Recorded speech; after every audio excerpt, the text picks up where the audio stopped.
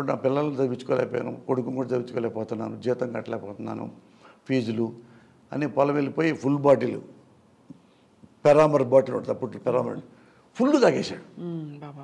ఏది ఎస్టేషన్ లేకుండా తాగేసి వస్తుంటే ఆ గట్టు పొలాల గట్టు జారిపోతాయి కదా, జారి అక్కడే పడిపోయాడు. తను తీసుకొచ్చి ఊరంతా వచ్చారు. వచ్చి ఏమయ్యా ఈయన డాక్టర్ని ఈయన మాత్రం బతికించాడు, చాలా మంచివాడండి ఈయన అని చదువుకున్న స్టూడెంట్స్ అందరూ వచ్చారు. ఎట్ట కూడా బతికించాడు అని, చాలా మంచివాడండి అని చచ్చిపోయాడు. చాలా కష్టం చూసారు సార్ మీరు. నాకు ఏడుపు రాదు అసలు, ఎక్కువ తక్కువ వస్తుంది. మా నాన్న అప్పుడు ఏడటం రాలే నాకు, ఇప్పుడన్నా కనీసం